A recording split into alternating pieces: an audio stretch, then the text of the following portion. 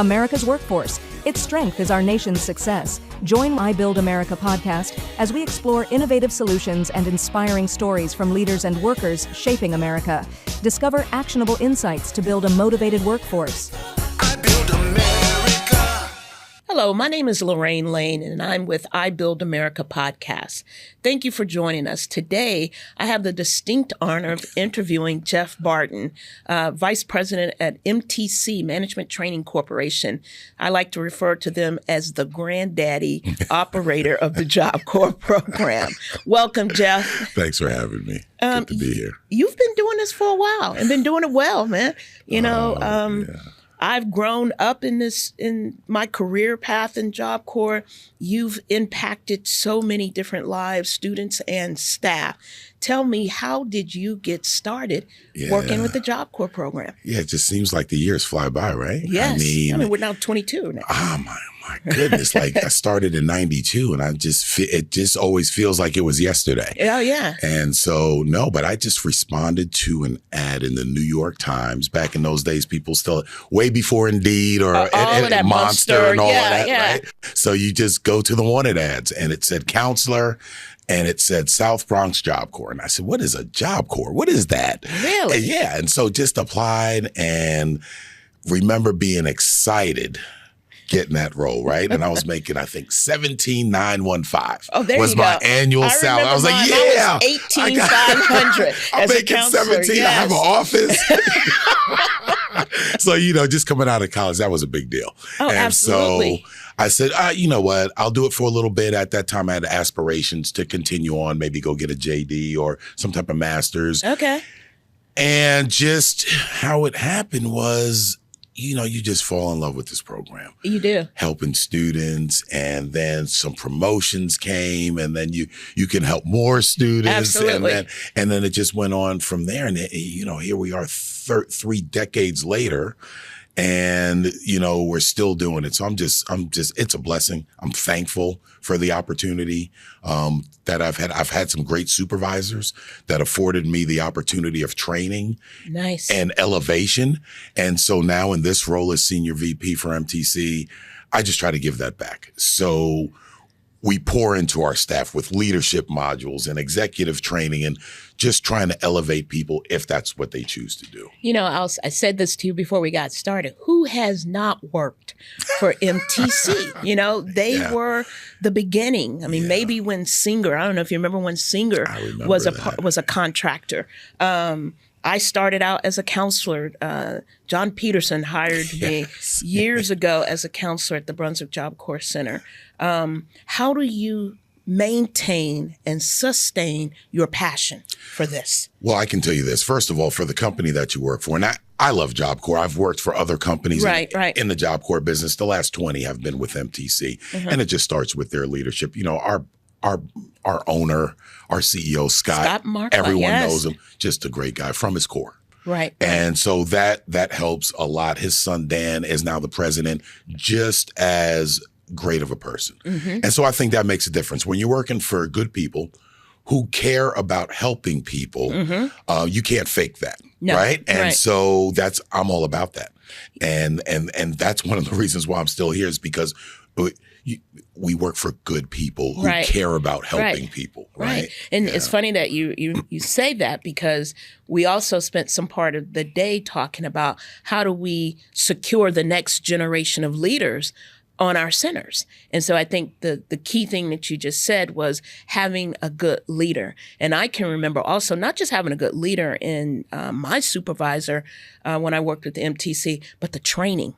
Yes. MTC, yes. I just want to talk about that for a minute. This company has really invested in professional development. For the last 20 or 30 years, it has been called the Executive Management Program, the Leadership Program, the Supervisory Program. But no matter what you brand it with, MTC has poured into and made it a deliberate investment in really cultivating next level leaders. Staff members who have demonstrated they want positions of greater authority, and who really want that, particularly those who are mobile.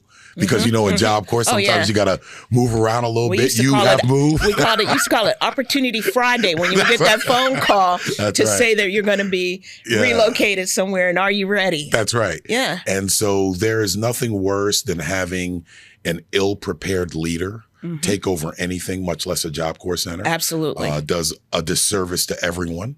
So we just pour a lot into making sure that leaders are educated, they're knowledgeable, they have the skill sets, the toolkits to at least give it a good try. Right. And then we surround them with support as best we can. So I believe as long as that's our mission and we're willing to do that, then I think the people within the organization are better for it, and our students are better for it. Absolutely. Yeah. As we're talking about from a center to corporate, one of the other things that I think, and I want to mention, back in Job Corps, we used to do this thing called mentor protege. Yeah. MTC has kind of been in the forefront of that. Talk to me a little bit of how that kind of came about for this company and what benefit has it had to the workforce development framework. Yeah, I sure wish I could take credit for that. I have maintained it, but it was certainly started before I got in this role. My predecessor, John Peterson, as well as Scott, just made it a point to say small business has a place in Job Corps, and we have a duty to help and support and assist as much as we can. Right. And so as a result, over the years, we've partnered with numerous small businesses. Yes, you have. Still do today. And anything that we can do to help in that prime sub relationship, we're going to do. And even sometimes we step over those lines because they may need some support that we can offer that is helpful. And when they win as the prime, everyone wins. Students get better service. The DOL is happy, and we can feel proud of what we're doing for young people. So I don't think we're going to move away from that. I think as long as we're in this business, we're going to support small businesses, enter into partnerships that make sense. Yeah.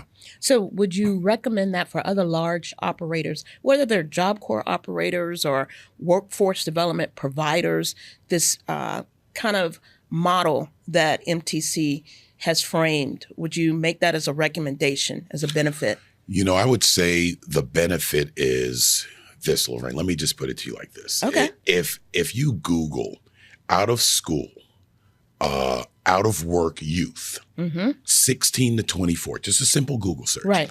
You're going to get a return of somewhere in the neighborhood of 4 to 6 million young people. Wow, that's a lot. Okay. And right now, Job Corps is servicing 17,000? Yeah. Right? At max OBS today at 34,000, we're not even a 1/100th of what we should be opening up 300 more Job Corps centers, right? I'm all for that. And so using that as the platform, right? Don't you think as many small businesses that want to get in and help, remember we're in the helping business. That's right. Right? To help young people get to the next level. I think the more people who want to do this, the better. So I would say to other companies, just evaluate the risk, but know how many we're not serving. Right. And maybe if more were prepared, we can serve yet more young people, service more young people. And have stronger contractors out there. Because this is definitely a game-changing entity. I don't know of any other entity, at least for me personally, Jeff, that I see my work come to fruition on a daily, monthly, and maybe small wins when you see a student, on a center. Yeah, it's the best feeling, isn't it? Oh my goodness. Yeah. So I'm going to ask you this. When you go to a Job Corps center, what is the best advice that a student has ever given you? Oh my God, I love going to centers. I miss it. I know. I miss being a residential man. I miss every being a CDA. operator I've talked to today. That is the thing that they say they best. It's just graduation is the best. Seeing young people's families is the best. Saying thank you. Look, there's no better pride than being able to do for yourself. Absolutely. Right? And so if you're a young man or a young woman and you had some trouble in high school, maybe some brushes with the law, and you came to Job Corps with no high school, no trade, no type of training, and a bad attitude. right? And you left out with your high school diploma, your trade, learn how to read and write, at least on a decent literacy level. Right. You went out with your advanced welding certificate. Now you're making $27 an hour. That's a win. Oh, that's life-changing right there, right? Absolutely. Because now people in your family back from where you're from, they see that, hey, where'd you go? That's right. Look, I went to Job Corps. I took basic, advanced welding. Hey, I'm making $26 an hour. Next year, I'm going to make this. I'm thinking about opening my own business. So here's what I learned from the students. That was your question. I digressed. It was a great intersection now. I learned really, Lorraine, how to be even more resilient. I mean, I was at one of our centers the other week, and I was apologizing to a young lady because I didn't like how her dorm room looked. I said, you know what, young lady, we're gonna get in here and we're gonna paint and we're gonna do this, we're gonna do that, so you can like your room better. Here's what she said. What? Mr. Barton, 2 weeks ago, I was sleeping in the backseat of an abandoned car. I love my room. Oh, wow. See how the perspective. Right? Her perspective. Right. And so that resilience right there is, you know, what I'm just trying to get better every day. I'm trying to be like our students. Man, I got chills on that one. I got chills on that one. I'm just trying to get better, be like them, because they can overcome anything. You know, I'm going to ask this question, but I think you've already answered it. What gives you confidence in our Job Corps program? Well, I'm just looking at our graduates, you know, and seeing where they are now. We have some with master's degrees, some who own their own businesses, open up their own construction companies. Even the ones we had to terminate, Lorraine, you know, you've had those. Yeah. They're even calling back. Oh, they either call or come back. Look, I got my act together. I learned a valuable lesson, ready to give it another shot. So I think that there's lots of value even in those who don't graduate. There's a ton of value in those who do, Absolutely. right? And you know what it's better than? It's better than doing nothing. Absolutely. It's better than just watching young people and be like, oh, well, you know, just, this you know, kind of like best of luck. No, at least we're doing something. Yes, we are. And we're seeing the fruits of that every day. All right. Are you ready for your fire rapid? Yeah, I'm ready for that. All right, I'm about to. Yeah, okay, let me get comfortable now. Get comfortable. All right. Are you an early bird CEO or a late night strategist? Yeah, so early bird most days of the week, late night sometimes. Okay, yeah, all right. Yeah. What leadership book would you recommend? I would say Good to Great or Leaders Eat Last. I like that one, Leaders Eat Last. Sounds like a cynic book. It is. Yeah, I love, he's an excellent speaker. Yeah, great writer. Most common misconception of Job Corps?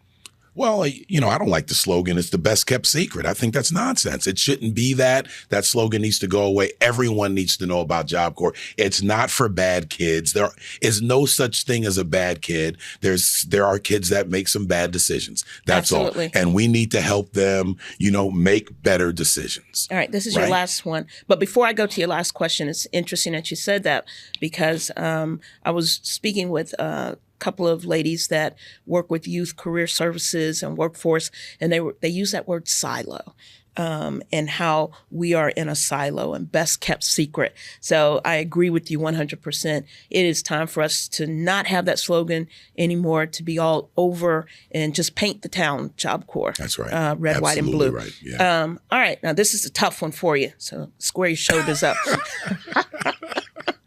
Stevie Wonder or Earth, Wind, and Fire? That's so tough. That's the hardest question I had all day. That's so tough. That's not even fair. You got to give me one. Got to go with Stevie. All right. My God. Jeff Barton, thank you so Thanks much. for I having appreciate me. you. I appreciate being here. All right. here. Thank you. All right. Thank you for listening to the I Build America podcast. Please subscribe, share, and comment, and be sure to join us next time for more insights and inspiring conversations on building a powerful American workforce. I Build America, building workforce success one podcast at a time. I build America.